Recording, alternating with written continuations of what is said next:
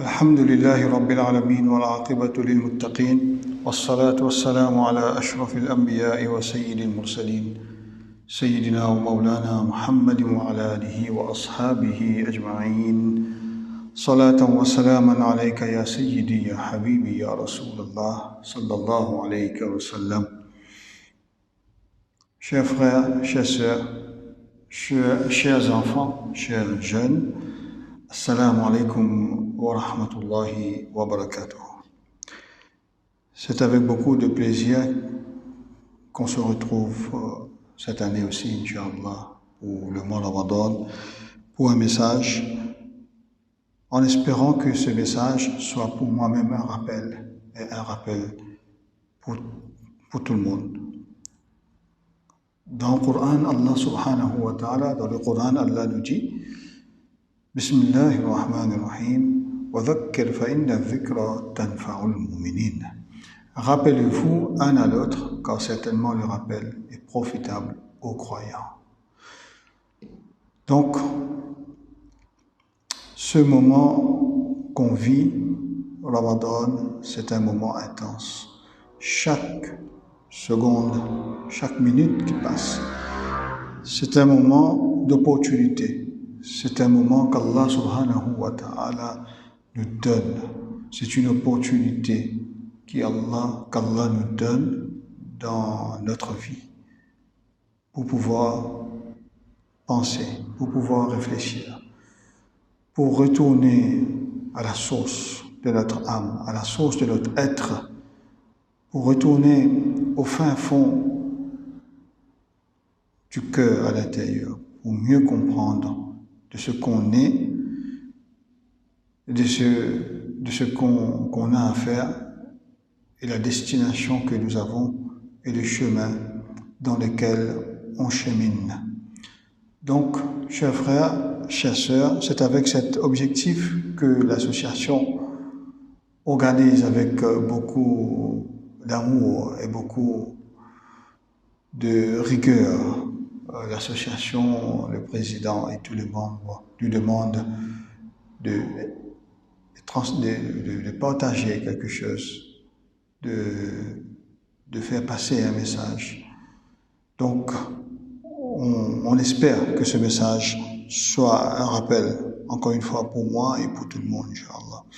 Écoutez, chers frères, chères sœurs, nous sommes tous dans la même situation, puisque nous sommes tous humains. Nous vivons la même réalité chaque jour qui passe. En particulier, il faut savoir que le mot insan, qui veut dire humain, insan veut dire celui qui oublie abondamment. C'est celui qui oublie. Et nous, ce qui fait notre malheur, c'est qu'on oublie. Mais en même temps, c'est cet oubli qui fait que Allah subhanahu wa ta'ala nous considère comme meilleurs, même meilleurs que les anges.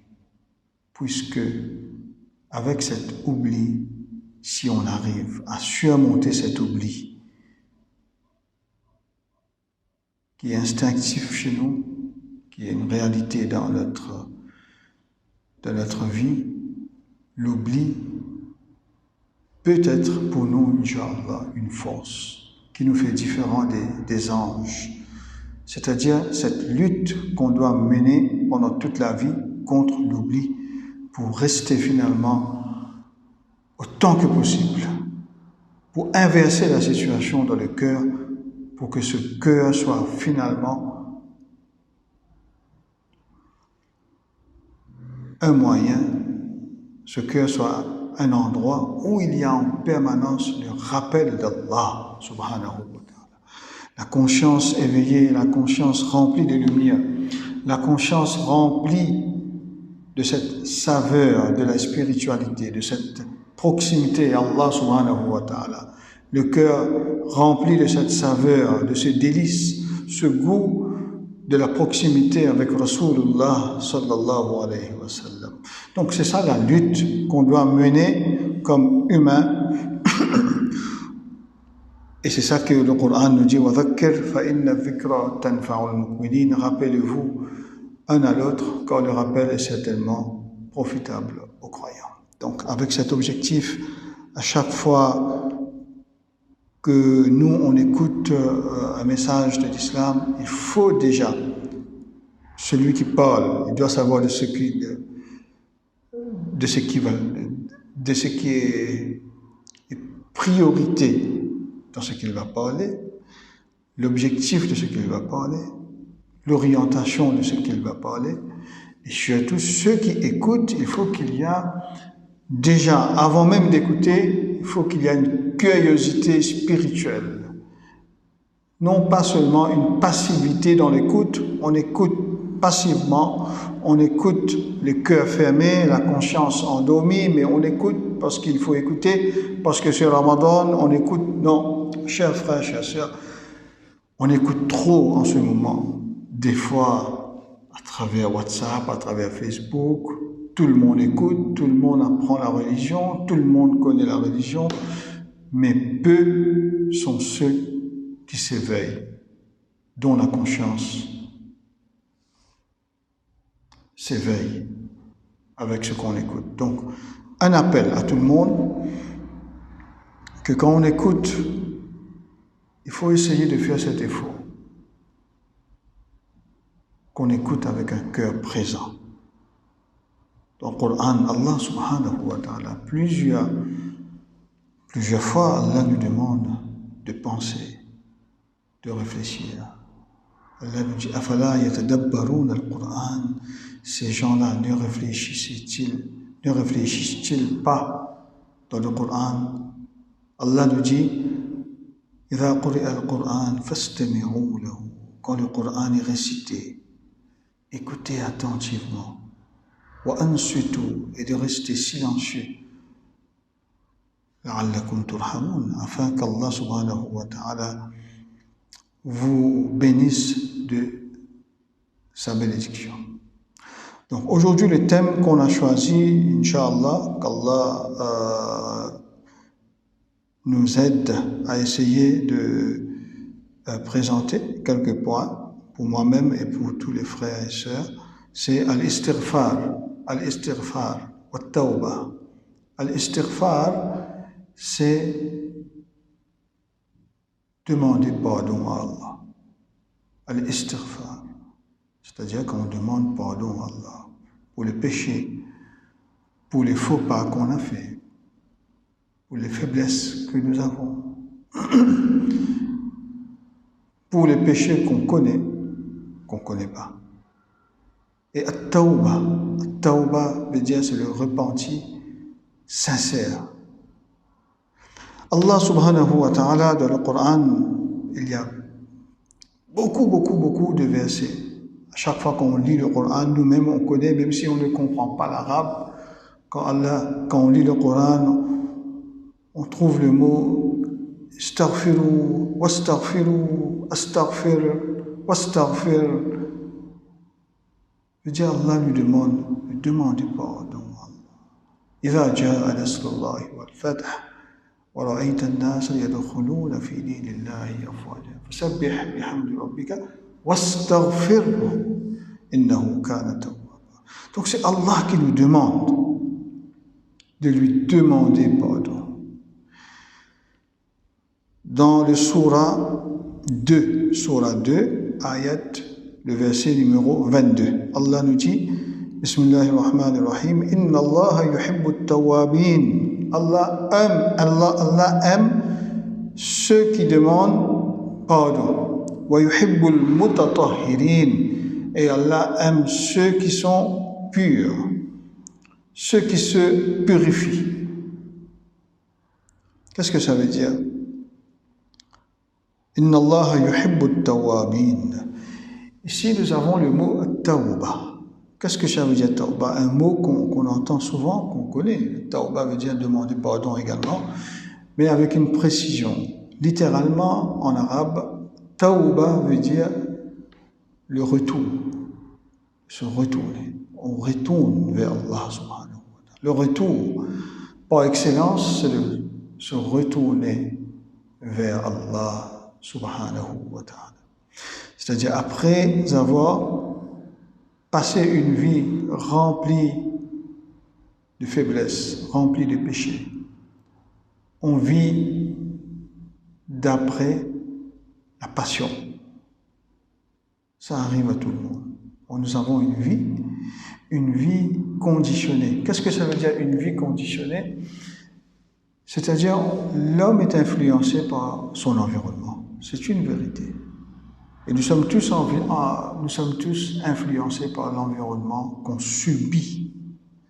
On subit l'influence de l'environnement où on évolue. C'est un fait. C'est pour ça. Celui qui est né dans une société islamique, dans une famille islamique, là où on se tourne, il y a des gens qui lisent le Coran, on entend Azan à chaque fois qu'il y a l'heure de la prière qui est là, on entend Azan dans les masjids. On est né dans Makkah, par exemple. On est né dans Medina. On est né au Pakistan, en Irak, là où il y a la culture islamique. Aller prier dans un masjid pour un jeune, à chaque fois qu'on entend Azan, aller prier dans ces sociétés, c'est bien, alhamdulillah. C'est une grande faveur d'Allah pour être dans cet état. Un jeune qui vit à Makkah, à la Mecque, à Medina, chaque fois que la prière arrive, il se précipite pour la prière. Alhamdulillah. Mais celui qui évolue en Europe, l'exemple de vous, des frères, sœurs qui sont en France, l'environnement n'est pas pareil. C'est rare que vous allez trouver dans la société quelque chose qui vous rappelle, qui vous encourage, qui vous attire vers Allah subhanahu wa ta'ala, vers Rasulullah sallallahu alayhi wa sallam, vers le masjid, vers la salat, vers le Coran. Donc, c'est dur pour vous, ceux qui ont quitté l'île Maurice depuis ça fait longtemps, 30 ans, 40 ans, 20 ans. C'est dur pour vous parce que vous êtes dans un environnement difficile. C'est encore plus dur pour vos enfants. Donc l'attention est plutôt tournée vers ces jeunes Mauriciens issus de familles mauriciennes mais qui évoluent en France. Pour eux, c'est encore plus dur, plus difficile. Donc, un jeune en France qui s'intéresse à la salat, qui s'intéresse à masjid, le cœur attaché au masjid, le cœur attaché au Coran, un jeune qui évolue dans une société laïque avec ce cœur sensible, avec cette conscience éveillée, avec cet amour profond pour Rasulullah sallallahu alayhi wa sallam, mérite beaucoup plus de considération de la part d'Allah. Attire le regard d'Allah beaucoup plus que celui qui évolue dans une société purement islamique. Donc, vous êtes dans une situation, vous êtes dans une bataille. Vous êtes dans une bataille contre l'environnement, contre l'oubli. Et Shaitan, parmi ses stratégies que Shaitan utilise, c'est de nous enfoncer, c'est d'enfoncer davantage notre cœur dans cet oubli.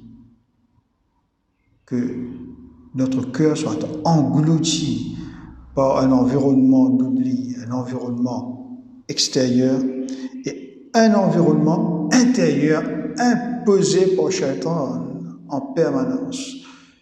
Allah subhanahu wa ta'ala fait mention de cette réalité. Allah nous dit, Bismillahirrahmanirrahim, Al-Khannas, Alladhi yuwaswisu fi sudurin nas. Al-Khannas, c'est le nom d'un shaitan spécifique. C'est celui qui yuwaswisu fi sudurin nas, c'est celui qui insuffle le chuchotement négatif. Le démon qui insufflé dans forme d'un état. On se sent dans un état paresseux. On entend l'azan, c'est l'heure pour prier. Il y a une paresse qui s'installe à l'intérieur. C'est un signe qu'il y a la présence du démon, Shaitan, qui travaille sur notre état intérieur. C'est une vérité. Donc on parle que de vérités, de réalités qui nous touchent, chers frères, chers sœurs, nous sommes tous humains, nous sommes tous dans la même situation. Et juste pourquoi on parle de ça? Pourquoi on saisit cette opportunité, cette occasion pour montrer cette réalité qu'on vit? C'est un appel à Allah. Oh Allah, vu que nous sommes dans le mois de Ramadan, quand Allah nous dit il faut profiter de ce mois, comment profiter? Pour montrer, c'est-à-dire en montrant des vrais problèmes qu'on fait face de tous. On fait appel à la miséricorde d'Allah, on fait appel au pardon d'Allah, on fait appel à la guidance d'Allah, on fait appel à l'amour d'Allah pour nous sauver, pour nous protéger, pour nous guider, pour donner à notre vie un sens nouveau, un vrai sens. Surtout pour les jeunes musulmans qui se sont perdus, engloutis. Donc, Allah subhanahu wa ta'ala nous dit Al-Khannas, alladhi yuwaswisu fi sudurin nas, c'est celui qui insuffle cette influence dans le cœur. Il ne faut pas faire semblant qu'il n'y a rien qui nous arrive. Quand les gens nous regardent, ils ne trouvent que ce qu'il y a de l'extérieur de ce qu'on est. Notre apparence extérieure, notre apparence externe ne suffisent pas pour montrer la réalité de ce qu'on est à l'intérieur. Il y a cette vérité, chers frères, chères sœurs. Et donc, Allah subhanahu wa ta'ala nous dit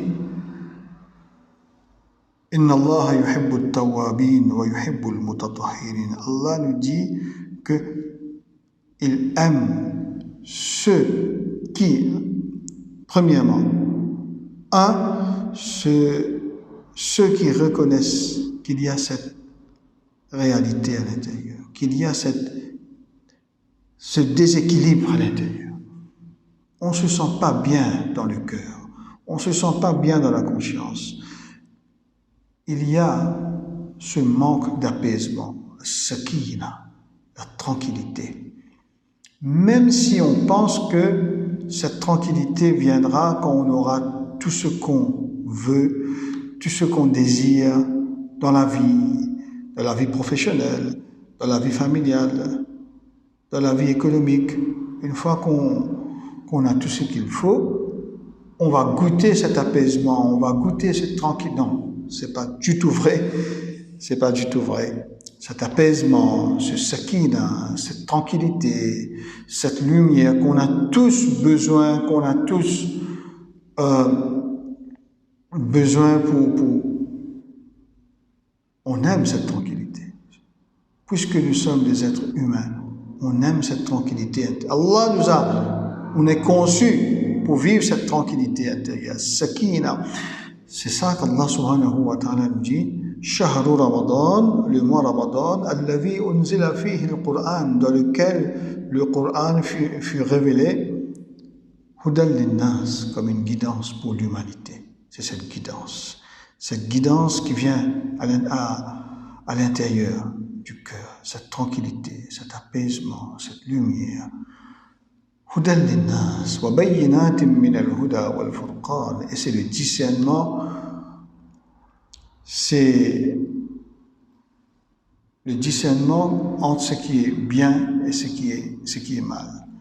Donc Allah subhanahu wa ta'ala nous dit dans un verset le surah 11, verset 3, Allah dit « Wa anistaghfiru rabbakum, thumma tubu ilayhi » Cherchez le pardon d'Allah et retournez, et repentez vers lui, retournez vers lui, retournez vers Allah, sincèrement.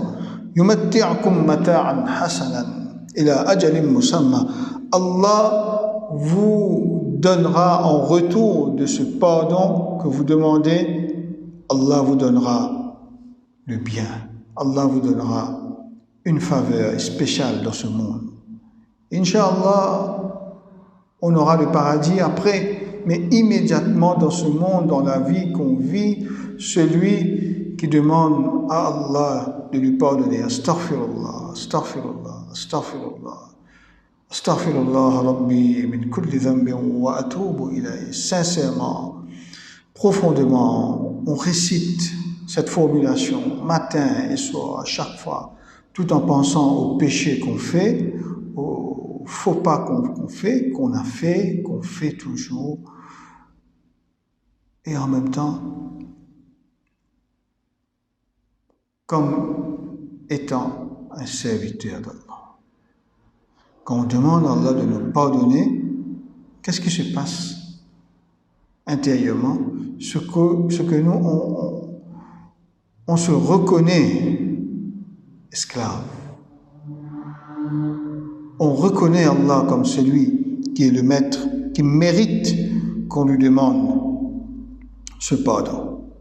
C'est une prière, c'est un ibadah, Demander à Allah le pardon, c'est une prière. C'est une ibadah qui a une grande valeur auprès d'Allah subhanahu wa ta'ala. Et Allah, il nous dit, قل يا عبادي الذين أسرفوا على أنفسهم لا تقنطوا من رحمة الله. Ô mon bien-aimé Rasoul sallallahu alayhi wa sallam, dis à ceux qui ont commis des péchés graves, des péchés difficiles à pardonner, des péchés très sérieux, très graves. Des fois, on fait des péchés qu'on pense, ce péché-là, Allah ne nous pardonnera jamais. Allah dit à Rasulullah sallallahu alayhi wa sallam, dit à ces gens-là, autant de péchés que vous pouvez avoir fait, tous ces péchés, c'est rien du tout devant mon pardon. La taqnatu min rahmatillah. Ne désespérez jamais du pardon d'Allah. Inna Allah yaghfiru dhunuba jami'a. Car Allah subhanahu wa ta'ala certainement pardonne à tous les péchés. Indistinctement, Allah, la miséricorde d'Allah, la bénédiction d'Allah surpasse sa colère, surpasse surtout les péchés qu'on fait.